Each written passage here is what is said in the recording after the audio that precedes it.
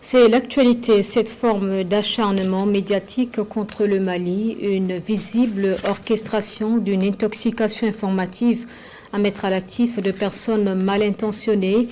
Le Mali serait infréquentable et sous blocus terroriste. Cependant, les populations, vrais témoins de la qualité de vie à Bamako, affirment que la ville est bien vivable. Elles vaquent paisiblement à leurs activités quotidiennes. Les preuves dans cet élément de Sidiki Dambélé depuis le Mali.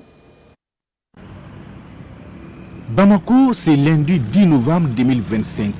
La capitale malienne, dans toute sa splendeur, vit, respire et vit à l'image de toutes les grandes villes du monde.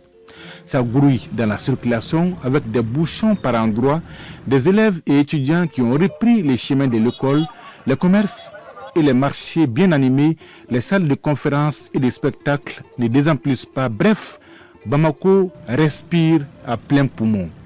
N'en déplaise aux détracteurs qui font croire que le ciel tombe sur la capitale malienne depuis un certain temps. Les communiqués des pays occidentaux invitant leurs ressortissants à quitter le Mali reste sans effet. C'est une cabale qui est lancée par de nombreux médias occidentaux pour discréditer notre pays.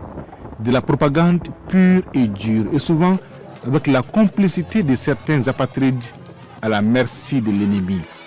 La question que l'on se pose est de savoir pourquoi donc toute cette cabale médiatique contre notre pays.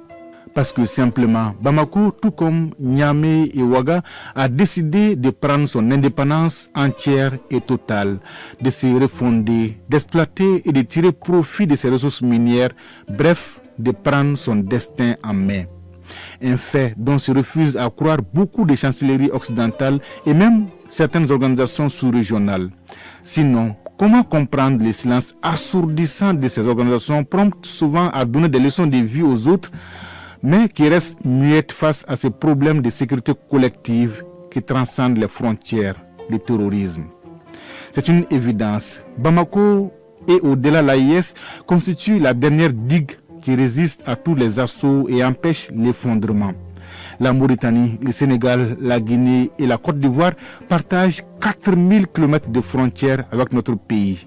Et au-delà des aspects sécuritaires, les enjeux économiques avec les ports de Dakar, de Conakry, de Nouakchott et d'Abidjan constituent des motifs suffisants pour éviter l'effondrement de cette digue par les terroristes. Et comme le disait un analyste averti, cette chronique de la chute annoncée de Bamako est un problème de sécurité collective pour toute la sous-région, confirmant ainsi la sagesse de l'expression « quand la case du voisin brûle, arrose la tienne ». De toutes les façons, les Maliens ne sont pas dupes. Ils ont foi en l'avenir de leur pays et ont confiance en leurs autorités. Ils savent que les ennemis du Mali ne vont jamais croiser les bras. Ils mettront tout en œuvre pour pouvoir freiner l'élan souverainiste en cours dans l'espace AIS. Mais ce sera peine perdue.